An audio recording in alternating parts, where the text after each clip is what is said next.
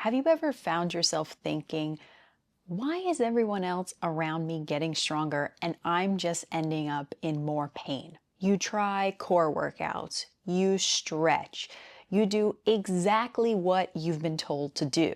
And yet somehow one side of your body always feels tight. The other side feels exhausted or like it's not doing anything at all, and your back is still aching after sitting, standing, or even sleeping. So I want to start by saying this clearly. You're probably doing a lot of the right things. Your scoliosis just makes your core work a little bit differently.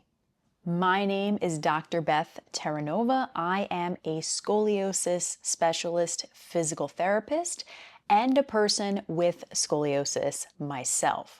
If you have scoliosis, there's a good chance that this all sounds familiar. One side always feels tight, no matter how much you stretch it. The other side feels tired, shaky, or like it's just not doing anything. Traditional core workouts don't make you feel stronger, they actually start making you feel worse.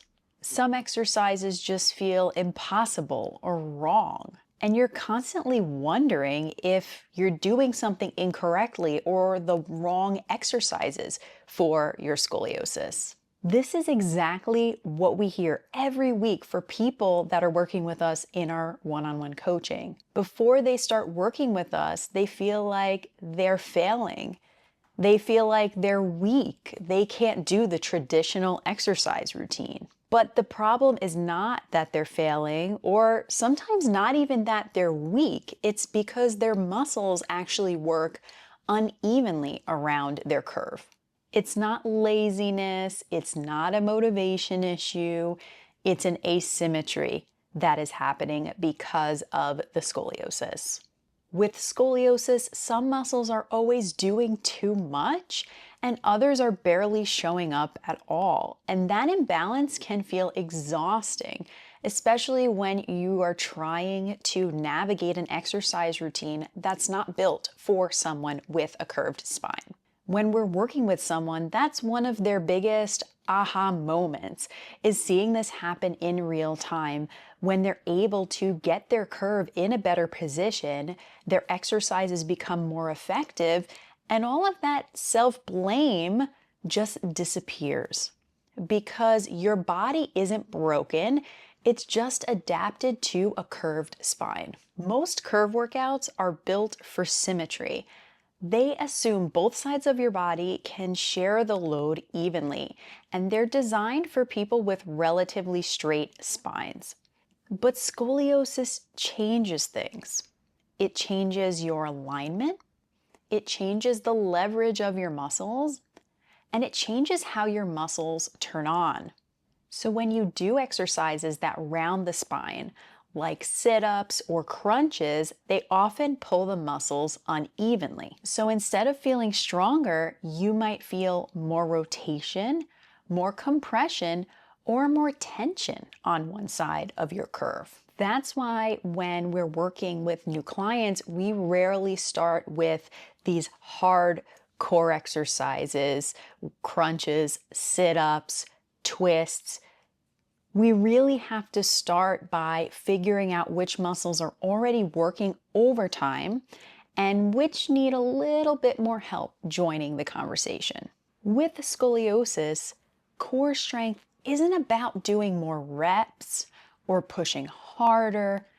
It's about doing things differently. Real core strength with scoliosis comes from a foundation of awareness, control, and coordination.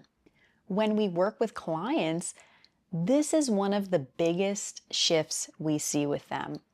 It's not physical at first, it's actually mental. They realize my body isn't failing me, it's falling into compensations that it thinks are actually helping my scoliosis. When they see that they can retrain the muscles in a more balanced and neutral position, they see that there's hope, there's potential to work on these imbalances with the proper exercises.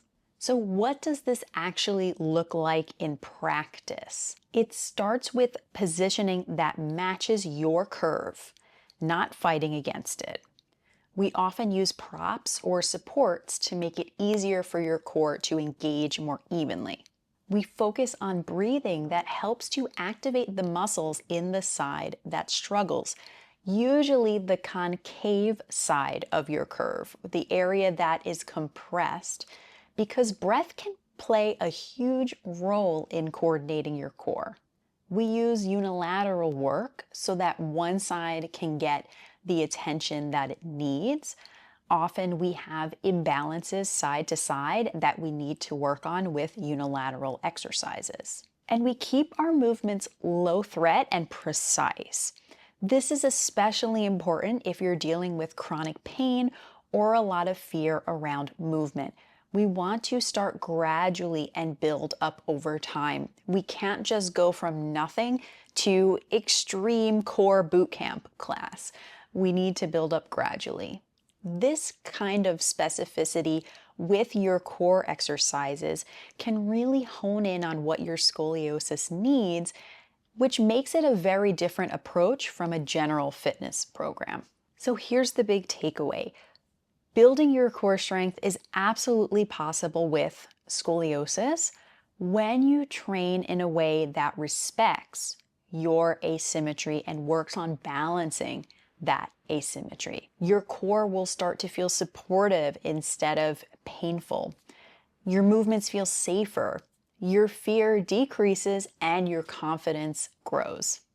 We see this all the time with our clients. People making steady progress towards less pain, better posture, and more energy in their daily lives. And if you've been stuck thinking, I need to push harder, or maybe my body just isn't meant to be strong, you don't need more effort. You just need better information. For some people, that means learning or figuring it out on their own.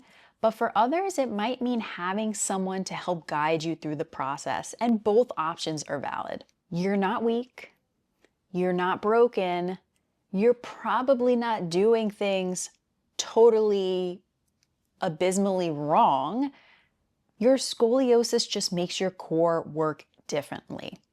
And when you work with your body instead of against it, this strength becomes something you can actually sustain. In the next video, I'll show you some simple exercises you can start using right away to help your core work more evenly.